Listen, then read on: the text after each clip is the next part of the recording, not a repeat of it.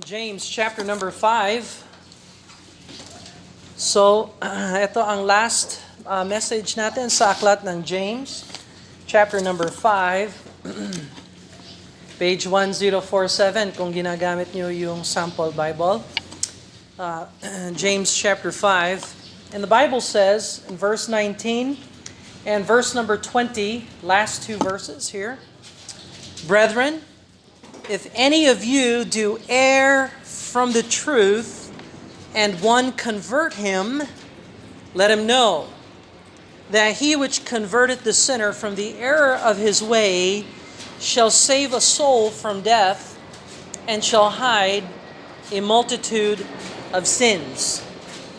So kung tagalogin natin ang Bible, ang sabi ng Bible, mga kapatid ko, kung ang sino man sa inyo ay naliligaw mula sa katotohanan at siya ay pinanumbalik ng sinuman, dapat niyang malaman na ang nagpapanumbalik sa isang makasalanang mula sa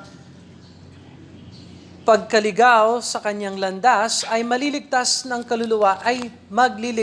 kaluluwa mula sa kamatayan at magtatakip ng napakaraming kasalanan. So, in the church, there's always the possibility of erring. Kaya sabi dito sa Bible, brethren, if any of you church members, so naalala natin, Pastor James is addressing the Jerusalem Baptist Church and also the subsequent churches that were planted because of the diaspora. And so in the church members, pastors included, which, by the way, the pastor is also a church member. So, in the church, it is possible for members to err. Now, yung word err dito, ibig sabihin ng err, naliligaw. So, merong wastong landas, merong tamang landas, pero maaari na ang Kristiyano or church member ay maligaw sa landas. It is possible to err from the truth. And the idea of the word err comes from the Greek word where we get the cosmological word planet. Err in the Greek is planeo. So we get the word planet. And what is a planet? Well, a planet is that body in the heavens that roams around, rotates, and goes around and follows a course, supposedly, I guess. And it strays or moves. So subsequently, Earth, biblically speaking, is not a planet. Hindi ho ito planet Earth. So you heard the evolutionary scientists say that we are a solar system. We are not a solar system. Basahin nyo ang Bible. The Bible declares that God created the earth. And the earth is the center. When Jesus comes back to establish His kingdom, He's not going to establish His kingdom in Mercury or Venus or Mars. He's going to establish His kingdom in Jerusalem, here on earth. So, ang earth talaga ang center ng focus. Hindi ho, ang ginagawa kasi ng mga scientists, inaalis nila talaga tayo sa biblical framework. The scientists, the secularists, the atheists, they don't want to focus on the earth. They want to focus everywhere else. In fact, scientists today teach us that the universe has no center. Walang center ang universe. It is asymmetrical. Dati, solar system. Pero ngayon, hindi na solar system. We're nothing. There is no rhyme or reason. It is all a mere chance and accident. And so, biblically speaking, you read the Bible, and you will know the Bible never calls the earth a planet. We are fixed. We are stable. In fact, it is the sun that rises and it is the sun that sets. It is the moon and the stars. They're the ones who have a circuit, not Earth. However, that is not the main thing I want to show you. What I want to show you is that you understand the word E-R-R, planeo, the possibility of straying, of getting off the path. Now, Christians are in danger of error, of erring. Lahat tayo ay merong panganib na mag-error o maalis sa landas ng wasto. Dati, marunong tayo mag-pray, pero ngayon hindi na nagpe-pray. You are erring. Dati, marunong tayo magbigay, pero ngayon hindi na tayo nagbibigay. You are erring. Dati, nagbabasa tayo ng Bible, pero ngayon hindi na tayo nagbabasa ng Bible. You are erring. Dati, nag-a-attend tayo ng church, ngayon hindi na tayo nag-a-attend ng church. You are erring. That is error. You are straying from the path. Teenagers, young people, while you were a child, you are taught to pray, to give, to read your Bible, to go to church. You're taught these things. And then when you become a teenager, all of a sudden, you can just err. Pansinin ninyo ang majority ng mga young people ng mga churches today. Halos ang nag-church na lang yung magulang, wala na yung teenagers. Ayaw na nila sa church na pinagmulan nila, kung biblical church yon. Karaniwan ngayon sa mga young people, iiwanan nila ang landas na kanilang natutunan mula sa Bible.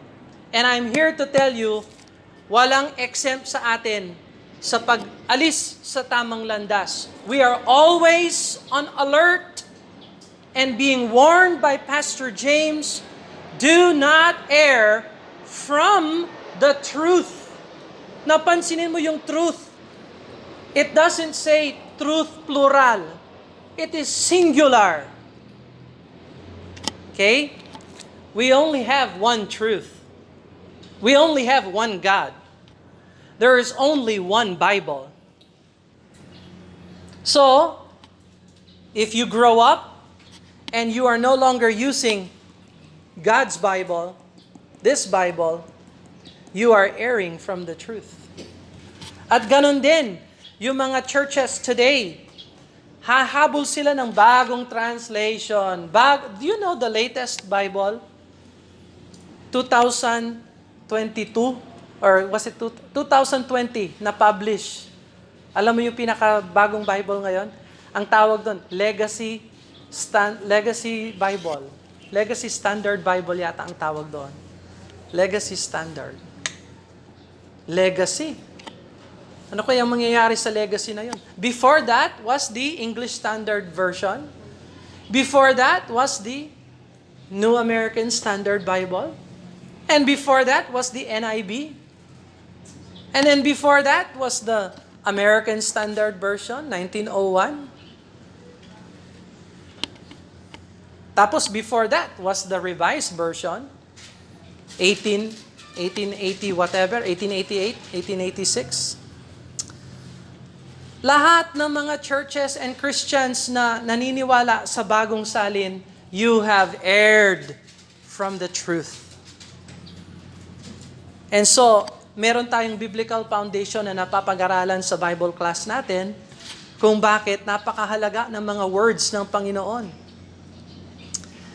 At nasa sa atin ngayon, kung susunod tayo sa truth ng word na ipinapangaral, tinuturo sa atin mula sa salita ng Diyos, what kind of church will we be in the future? Well, pagsikapan natin na yung napapag-aralan natin ay isinasabuhay natin at hindi ito nagbabago. Amen? And so, we should never err from the truth. We should continue, but be warned. Be warned. Teenagers are being tempted to err. Young people are being tempted to err. Adults are being tempted to err. Seniors are being tempted to err. Every day is a challenge, moment by moment challenge. Will you err from the truth? I hope not. But may remedy ang Diyos if, for instance, one of us errs from the truth. And this is what James is talking about. Brethren, if any of you do err from the truth, here's the saving grace. One, convert him. So merong isa sa atin na pwedeng gamitin niya yung Word of God para turuan tayo na manumbalik sa paggawa ng truth. God uses church members to reprove, rebuke, exhort, and bring us back to the place of truth and the path of truth. Through conversion. Ibig sabihin ng convert, change. Change. Whereas the world, the devil, and the flesh pressures us to err from the truth, God's people, church members, spiritual people are used of God to convert us back to the truth, to change us, to restore and return us to the Lord. Let him know, verse 20, that he which converteth the sinner.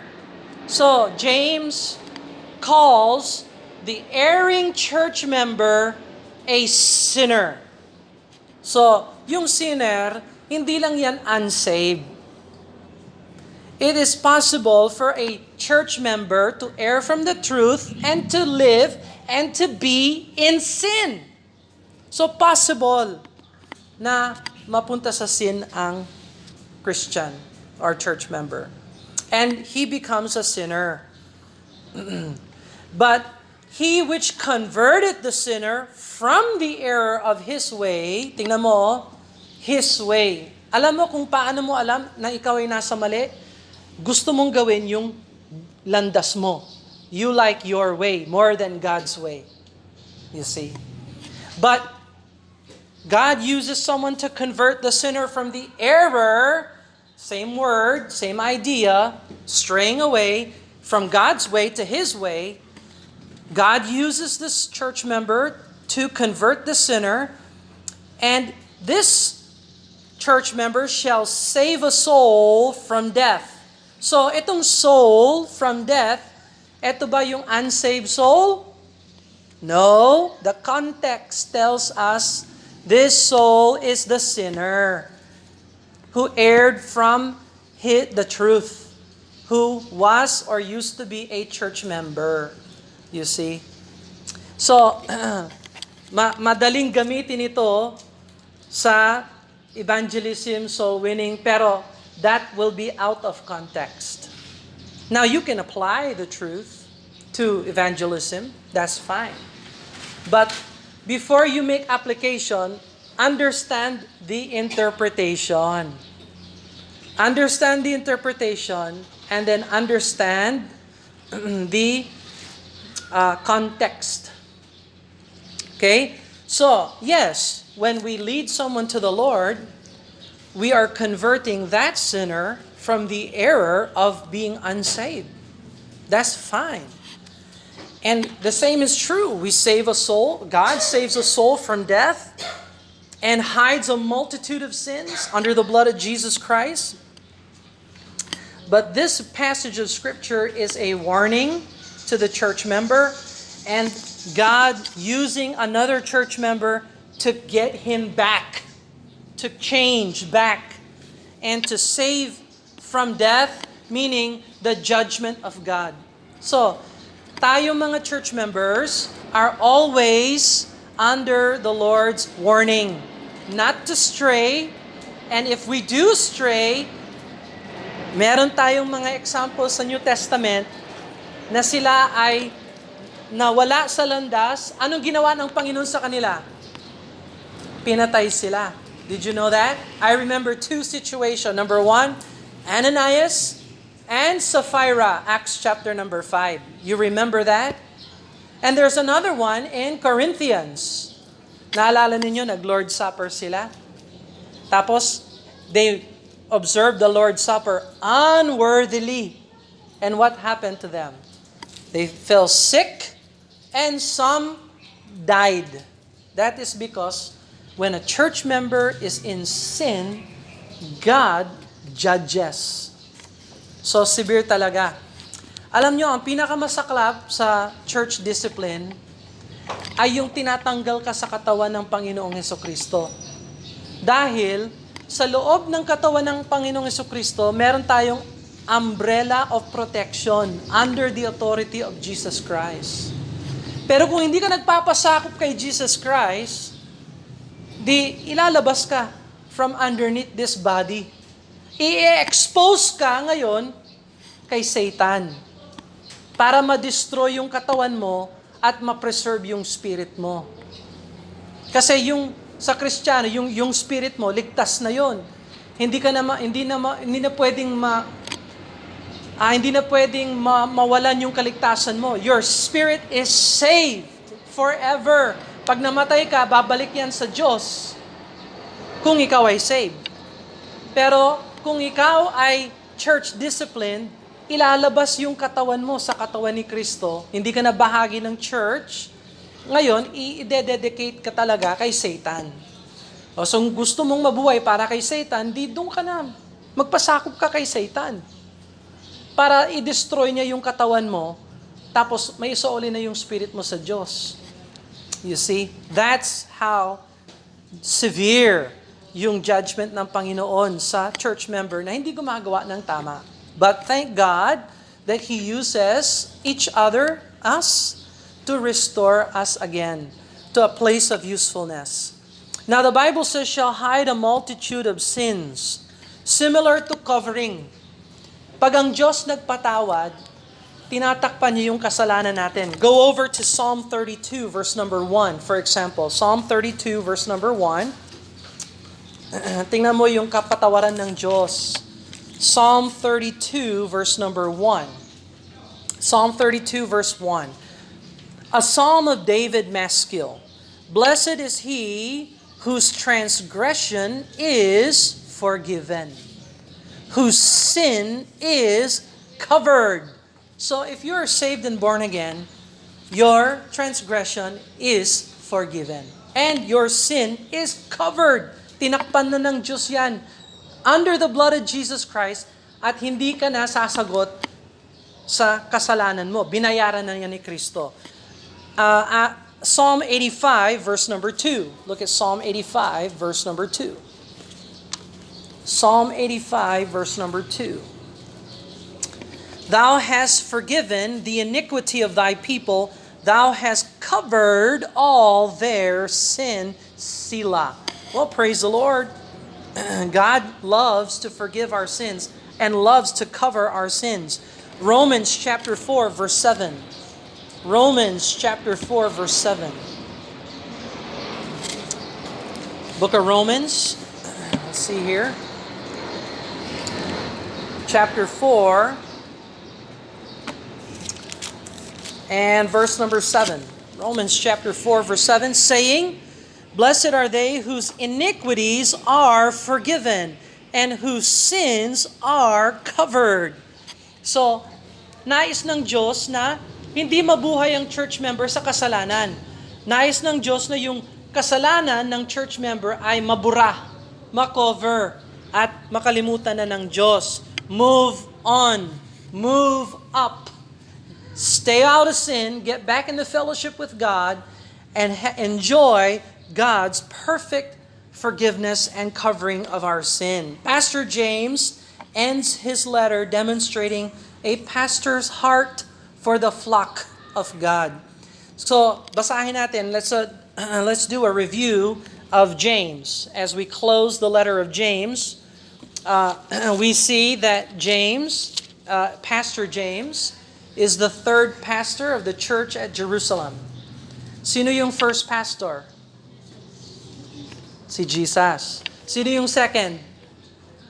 Sino? Peter. Yeah. Sino yung third? James. Okay, very good. So, James writes a letter to who?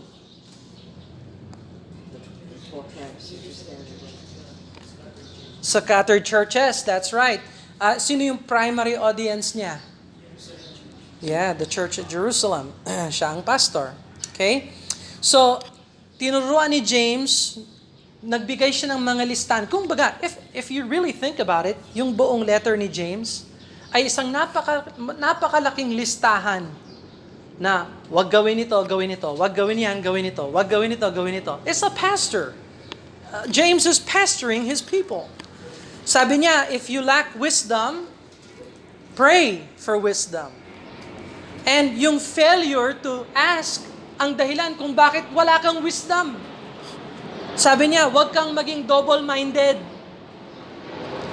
Sabi niya, matuto ka mag-endure ng temptation. Sabi niya, be swift to hear, slow to speak, slow to wrath. For the wrath of man does not accomplish the righteousness of God. James warns us to be, not just to be a hearer of the word only, but a doer of the work. He warns us to put into practice pure religion, visiting the poor, the widow, yung mga helpless talaga. Tumulong tayo sa mga helpless. Keeping oneself unspotted from the world. Kasi pag worldly ka, hindi ka pwedeng gamitin. The sin of respect of person, sabi ni James, wag kayong matuto na respect ng persons. Okay? Challenge yan sa Church of Jerusalem. Kasi halos lahat sila mga Hudyo. At hindi sila nagwe-welcome kaagad ng mga Gentiles. And so they had to fight through racism, racial tension with the respect of persons. Sabi ni James, remember, faith without works is dead. Huwag niyong kalimutan. Be not many masters, not controlling the tongue, bitter envying in the heart, strife, confusion, every evil work, wars, and fightings. By the way, did you know that the Bible is very careful about wars? Kaya lagot kayo, yung mga pulis, tsaka yung mga sundalo, lagot kayo.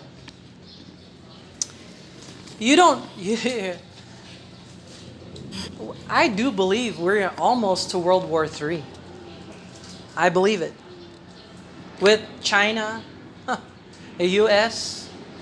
By the way, inaprubahan na magkaroon ng mga more bases sa US, ng US dito ngayon sa Pinas. What is that for? What is that for? China, Russia, aggression sa Ukraine. And did you know, I don't know if you nanonood ba kayo ng balita or whatever, there were a few Russian airplanes in Alaska. North Korea, testing missiles. Wars. Wars and fightings. So, are wars okay? Is God against wars? What does the Bible say? Ye war, ye lust and war, and ye have not, because ye ask not. So, where does warring come from? Are you a warmonger? Ano yung warmonger? Mahilig sa war. Hindi ho, yung Bible, hindi ho siya nagpo-promote ng war. Presumptuous sins, corrupt manner of gaining riches. Tingnan mo ang lawak talaga ng letter ni James. Pagsusundalo, militarism, warfare, corruption in earning a living. Is there anything that James did not talk about? Tapos yung iba, ang Christianity ay pang-spiritual lamang. Hindi pwedeng banggitin yung economy, military, lifestyle, Out of bounds. Abortion, same-sex marriage, this should never be talked about in church because church is just spiritual. That is new evangelicalism. Yan ang ugali talaga ng maraming mga Kristiyano ngayon. Hindi ka pwedeng mangaral sa divorce, abortion. Magbasa ka ng Bible. Walang hindi binanggit ni James sa kanyang liham.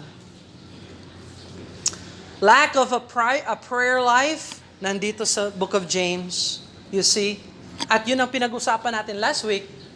When you are sick, when you are afflicted, when you are merry, you should be praying and rejoicing in the Lord. You see? James talks about everything. Not just the spiritual. And so, there is only one truth, and you are either walking in the truth of God or you are erring. I hope that you are not erring. Now, for those who are spiritual and walking in the path of God, how do you encourage a brother or sister who is straying? Meron bang instruction ng Panginoon kung paano gamitin ang church member para i-sharpen at tulungan yung straying brother? Kasi ang ugali ngayon ng mga Kristiyano, pag wala na yung sister or brother na yan sa church, pabayaan na lang. That is not biblical. Go to Galatians chapter 6, verse number 1. Galatians chapter 6, verse 1. So the Bible does teach us gives us wisdom concerning the restoration of an erring brethren. Here's a sample one, Galatians chapter 6 and verse number 1. Look at Galatians chapter 6, verse 1. Brethren, if a man be overtaken in a fault, ye, second person plural, corporate. Hey, churches of Galatia, ye, which are spiritual, restore such an one in the spirit of meekness, considering thyself, lest thou also be tempted. So, ikaw na spiritual ka, na gumagawa ka ng tama, pag nakita mo yung kapatiran mo gumagawa ng mali, approach mo siya, tulungan mo siya in the spirit of meekness. Ano yung meekness? Humbleness. Bakit? Kasi, kung natisod siya at natiwalag siya, ikaw rin. It's possible for you na mangyari yan sa'yo. So, consider yourself. Make sure you restore a brother or sister in the spirit of meekness. 2 Timothy chapter 2. 2 Timothy chapter 2. 2 Timothy chapter 2. Verse 25, 2 Timothy chapter 2, verse 25. Ayan na naman. In meekness, instructing those that oppose themselves, if God peradventure will give them repentance to the acknowledging of the truth, and that they may recover themselves out of the snare of the devil, who are taken captive by him at his will.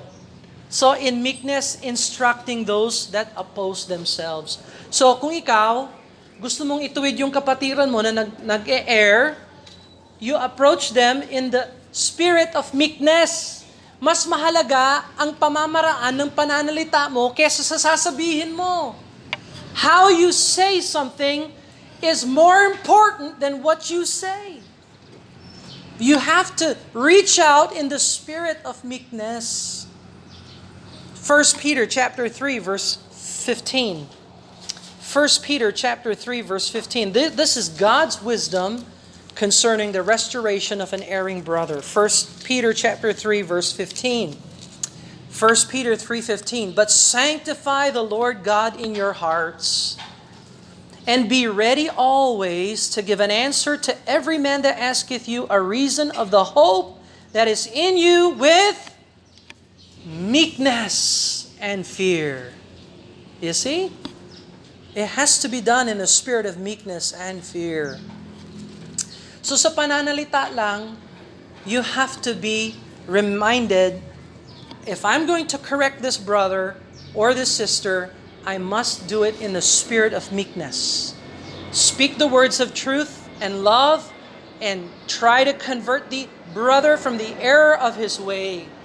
So, gaya ng soul winning or witnessing, kailangan mo ng wisdom galing ng Diyos when you deal with an erring brother or sister. Do you need wisdom when you speak to an unsaved person about his soul? Yes, you need wisdom. Well, you need wisdom when you speak to a brother or sister about their soul. You see, this is wisdom concerning the restoration of an erring brother. And dito natatapos yung book of James. And we're thankful for that. Let's pray and ask the Lord to help us then. Father, we thank you, Lord, for the words of Christ, Lord, for the words of life, for the words that James penned down, thousands of years ago, Lord, a couple thousand years ago. And we have them here preserved for us, available to us. We read about it, Lord. Help us to apply these things in our lives. And Lord, we'll give you praise, honor, and glory. For we submit ourselves to your word. We ask that you would do your work in our lives in Jesus' name. Amen.